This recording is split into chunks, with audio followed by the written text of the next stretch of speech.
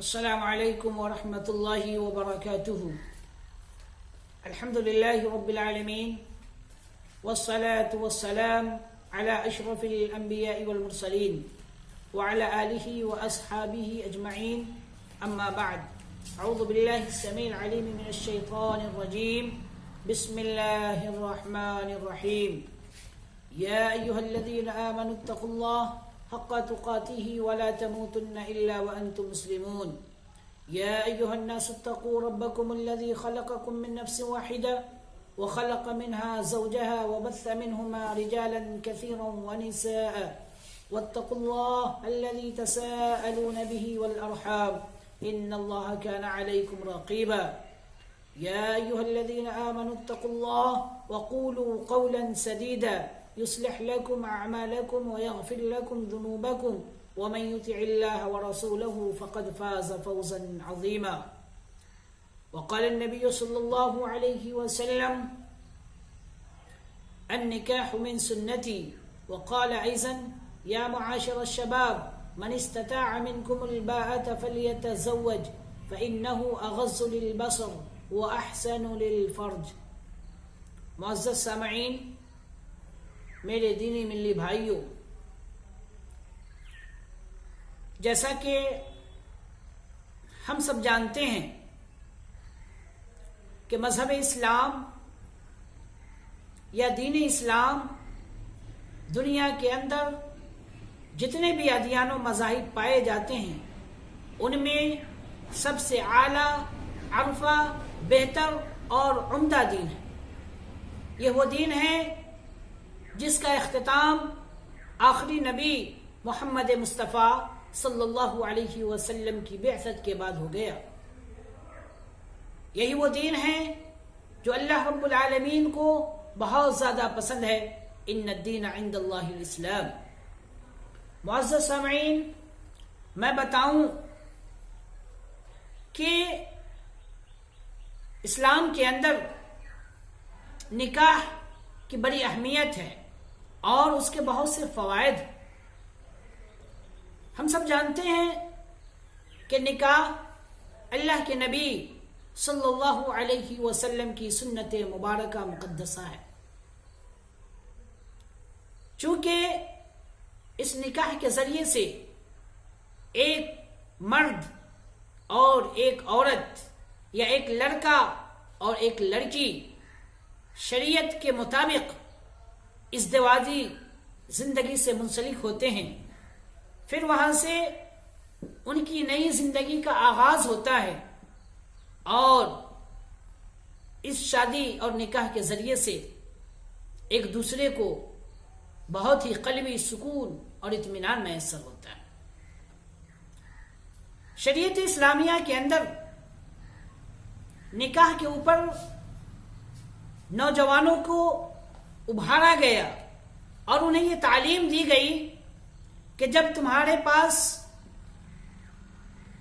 کھانے پینے اور ایک دوسروں کو کھلانے کی صلاحیت ہو جائے اور تم اس بات پر بھی قادر ہو جاؤ کہ تم ازدواجی زندگی کو صحیح طریقے سے گزار سکتے ہو تو نکاح کر لو. اللہ کے رسول صلی اللہ علیہ وسلم نے نوجوانوں کے خطاب کر کے فرمایا تھا: یا معاشر الشباب من استطاع منکم الباءة فلیتزوج. اے نوجوانوں کی جماعت، تم میں سے جو شخص ایک دوسرے کو کھلانے اور شادی کرنے کی طاقت رکھتا ہے تو چاہیے کہ شادی کر لو. اس کے بعد اللہ کے رسول صلی اللہ علیہ وسلم نے شادی کا فائدہ بتلایا: فَإِنَّهُ أَغَضُّ لِلْبَصَرِ وَأَحْسَنُ لِلْفَرْجِ. کہ جب تم شادی کر لو گے تمہاری نگاہیں پست ہو جائیں گی، تمہاری نگاہیں نیچے ہو جائیں گی اور تم اپنے شرمگاہوں کو محفوظ و مامون رکھو گے. پتہ چلا کہ نکاح کرنا اللہ کے نبی صلی اللہ علیہ وسلم کی سنت ہے اور اس نکاح کا فائدہ یہ ہے کہ انسان اپنے نفس کو برائیوں سے، بے حیائیوں سے، زناکاری سے، بدکاری سے، فحاشی سے اپنے آپ کو ایک انسان محفوظ و مامون کر سکتا ہے. یہ اللہ کے نبی صلی اللہ علیہ وسلم کی کتنی اچھی تعلیم ہے. آج ہمارے سماج کے اندر طرح طرح کی برائیوں نے جنم لیا، ان برائیوں میں سے ایک بڑی برائی یا بڑا جرم کہیے زناکاری ہے، جس کی وجہ یہ ہے کہ نوجوان صلاحیت کے باوجود بھی وقت پر شادی نہیں کرتے۔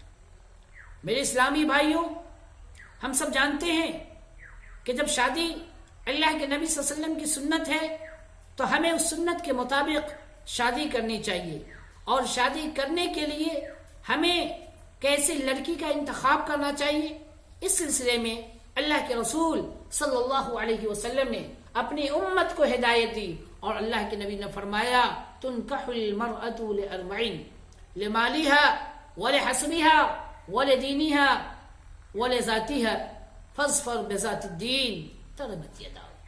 اللہ کے رسول صلی اللہ علیہ وسلم نے اس حدیث کے اندر فرمایا کہ عورتوں سے، لڑکیوں سے 4 چیزوں کی بنیاد پر شادی کی جائے گی: مال و دولت کی بنیاد پر، حسب و نسب کی بنیاد پر، اس کی خوبصورتی کی بنیاد پر، ولی جمالہا، اس کی خوبصورتی کے اوپر، اس کے بعد اللہ کے رسول صلی اللہ علیہ وسلم نے فرمایا ولدینہا، اس کی دین کی بنیاد پر، اس کے بعد اللہ کے رسول نے یہ تاکید کی فاظفر بذات الدین تربت یداک، کہ اگر تمہیں نیک خاتون مل جائے، خوبصورت حسین و جمیل لڑکی مل جائے، حسب و نسب والی مل جائے، لیکن ان تمام میں اگر کوئی لڑکی تعلیم یافتہ ہے، دیندار ہے، شریعت کے مطابق وہ اپنی زندگی گزارتی ہے، تو اللہ کے رسول نے کہا فاظفر بذات الدین، تم دیندار لڑکیوں کو ترجیح دو، تربت یداک، تم مالا مال ہو جاؤ گے، تم خوش و خرم رہو گے،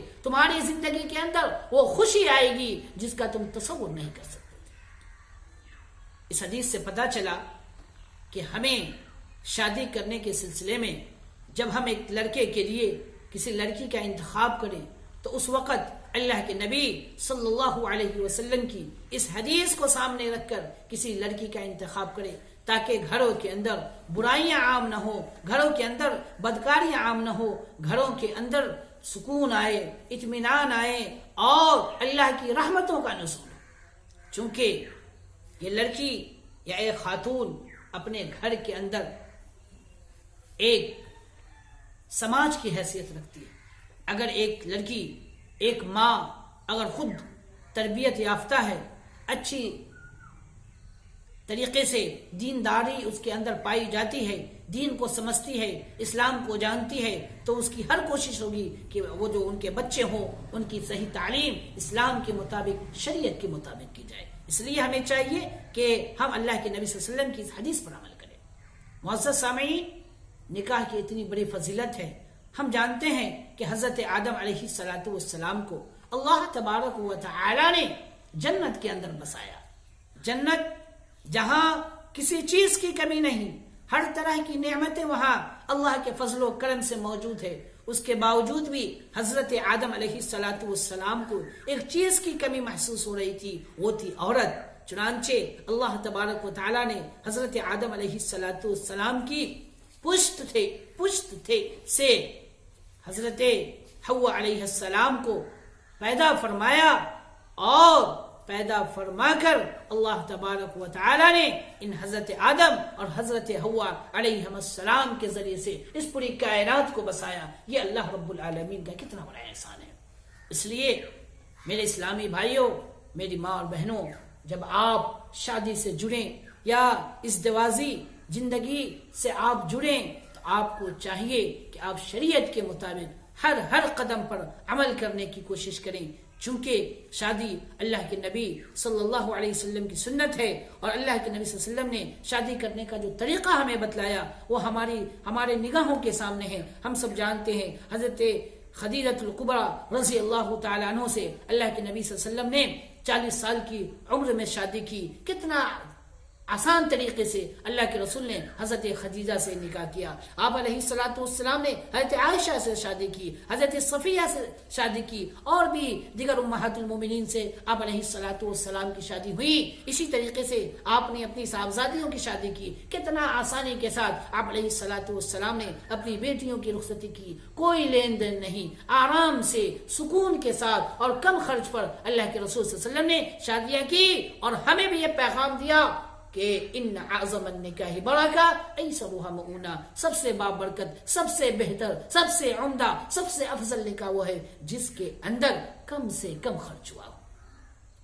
اس لیے میرے اسلامی بھائیوں, میں آپ سے گزارش کروں گا کہ آپ اپنے بچوں کا نکاح, اپنی بچیوں کا نکاح دیندار گھرانے میں کریں, اور ایسے گھرانے میں کریں جس گھر کے اندر دینی تعلیم ہو, اللہ کے نبی صلی اللہ علیہ وسلم اور اللہ کے رسول صلی اللہ علیہ وسلم کے بتائے ہوئے طریقے کے مطابق ہر شخص عمل کرنے کے لیے تیار ہو, تاکہ ہمارا سماج اسلامی طریقے کے مطابق گزرے اور ہمارے گھروں کے اندر امن و امان ہو, سکون و اطمینان ہو. انہی چند باتوں کے ساتھ میں اپنی بات ختم کرتا ہوں. پھر آئندہ کے خطاب میں آپ کو بتاؤں گا کہ آج جو ہمارے سماج کے اندر رسم و رواج ہے, بے جا رسم و رواج جس کا شریعت سے کوئی لینا دینا نہیں, اس سلسلے میں بھی انشاءاللہ میں اگلے وقت میں انشاءاللہ آپ سے خطاب کروں گا. اللہ تعالیٰ سے دعا اللہ تعالیٰ ہمیں اس نکاح کی اہمیت اور اس کے فوائد کو سمجھنے کی توفیق عطا فرما, اور ہمیں نبی صلی اللہ علیہ وسلم کے بتائے ہوئے طریقے کے مطابق شادی کرنے کی توفیق عطا فرما. السلام علیکم ورحمۃ اللہ وبرکاتہ.